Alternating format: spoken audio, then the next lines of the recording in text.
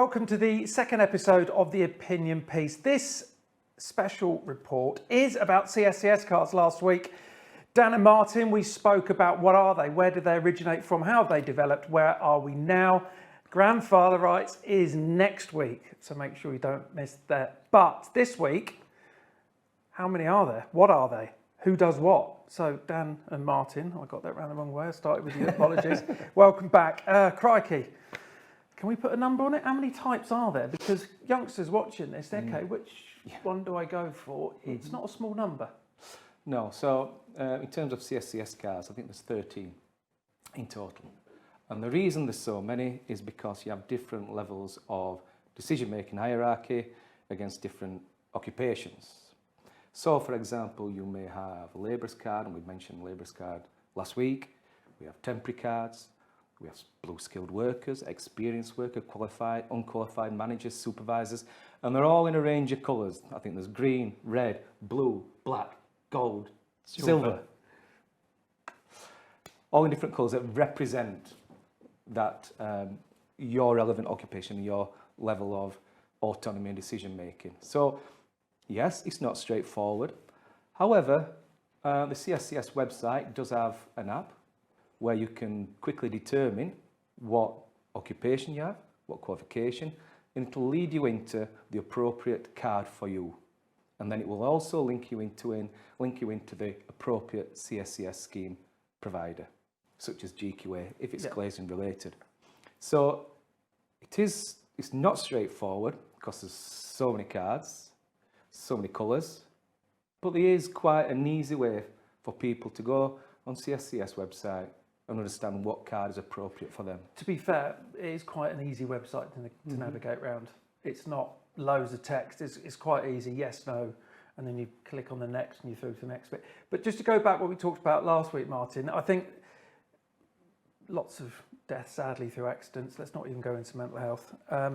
But for anybody watching, don't think you can just jump on and get a CSCS card. Martin, the health and safety, the environment, that bit before. Could you just quickly elaborate on that? Because to me, that's the really important bit. Exactly. The card is all about making sure people are safe in their work. So before you can apply for a card, you have to pass the CITB health and safety and environment test. And there are different levels depending on what job you do.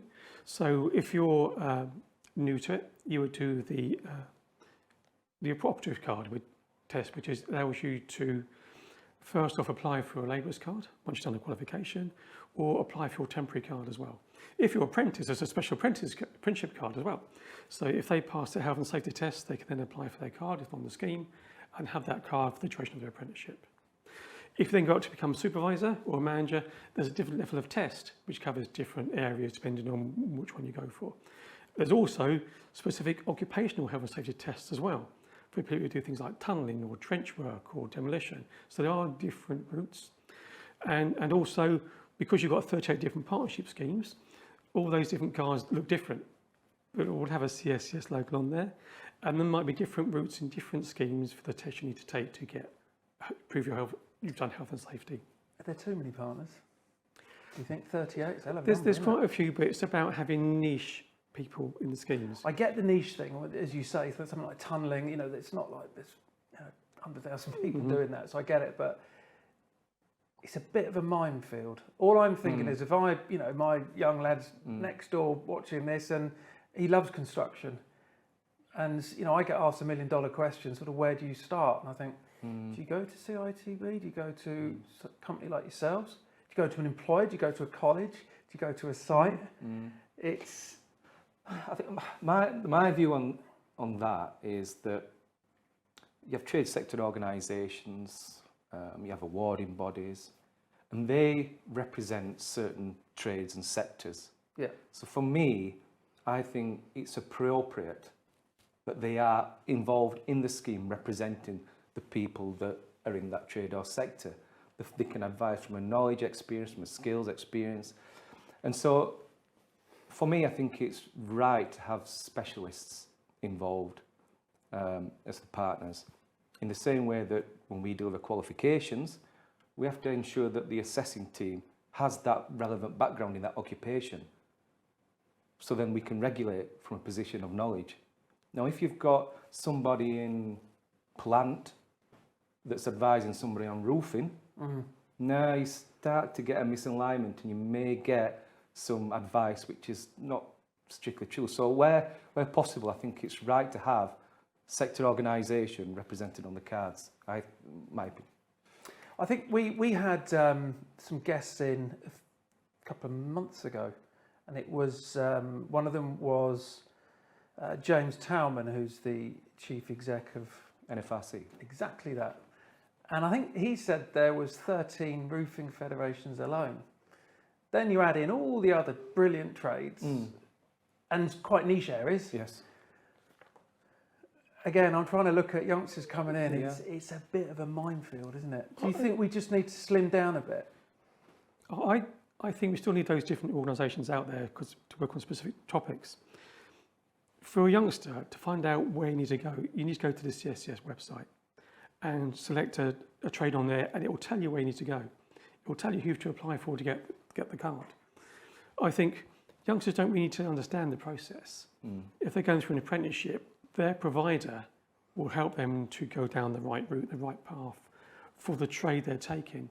So I think youngsters don't just need to understand the whole arena. They need to get the right advice from the right people to get into the arena they need to be in. While we're looking at different cards, again, I feel quite embarrassed sitting here at my age having to ask these questions, but again, as we've said, I only did residential. CITB, CSCS, can somebody explain the relationship, the connection? We're fully aware in future episodes, we'll be talking about possibly changes, but at the moment, is there an easy way of describing to a young lass or lad watching, obviously, Construction Industry Training Board, CSCS scheme, and the sort of link between the two, how they work together? It's an interesting question with many answers. I think initially the CITB is there to represent the training industry of construction, just like the name kind of says. They're there to regulate the qualifications and the training types that's available to people in construction, and also to underpin funding and grants for people to undertake certain qualifications. But that's the qualification and assessment side of it. You need CSCS to operate as a scheme, which is a quality scheme, which is an assessing scheme for people and endorsed to do the job on site. So there is a differentiator between a training board assessing skills and training that's relevant to construction, and then a scheme that facilitates quality and competence checking on site. And I think's a generalism. I'm not sure if there's anything else. No, I think that's perfectly what you've got. You've got one who's a training board, yeah, and one who's a certification scheme. They are sort of kept separate, although they do sort of work together. I think what's frustrating for me is an awful lot of money in the industry. God, billions. Yet we've got record numbers leaving. We've got record numbers of companies going pop. Now, obviously, there's a million and one different reasons for this, but it's not a sexy industry to join, even though I love it. From the late 80s to now, I couldn't think of a better place. I mean, if you get, now I look back, I probably would have been better getting actually a qualification or apprenticeship. But even when I was working in Sydney, you're outside, you're in the fresh air, you're grafting. And I think in order to attract this youngsters into it, because we need them now. 1.5 million homes over 5 years, another conversation for another day. But do you think we need to have a little bit clearer advice from maybe schools? Because my issue with me back in the 80s, my lad next door who's 10, well, you go to university. If you don't, you kind of fail, go and dig a hole in construction. There's three of us sitting here that have done a little bit more than that. Now, I started doing that and I still do, I love it, but do you think we get the bad image we deserve, or do you think actually if we rebrand this, which is what we're trying to do, if you inspire youngsters to go, Dad, I want to do that, I want to go and operate that crane. I want to go and do that tunnelling, I want to go and plaster that house. Yeah, I mean, it's a brilliant industry, but is it a class system? That's a better way. Because when I worked in Sydney, I've got friends that are in Germany, North America, same level as doctors, lawyers. Here you're kind of... Well, I mean, you started that opening there with saying that it's not really a sexy industry. But I think it really is. It really is. The doing part is the hard part. But what you can produce when you're in the industry can be extremely sexy and exciting. We know that You being know. in it, but I think the image at schools isn't. Well, You know, I mean, I went to my lad's primary school. They pick him up. He was only 4, and they had all their stuff outside, and it's all getting covered in mud and raining.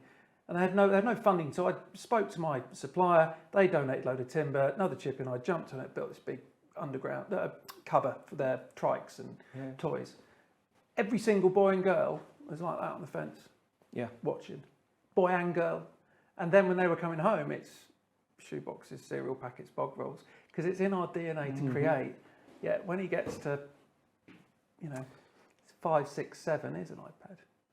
yeah, but do you not think that it's the challenge of what's happening in school with the... Yes, it is. You know, I mean, can a teacher really inspire and influence somebody into the construction industry when they've never really worked in it?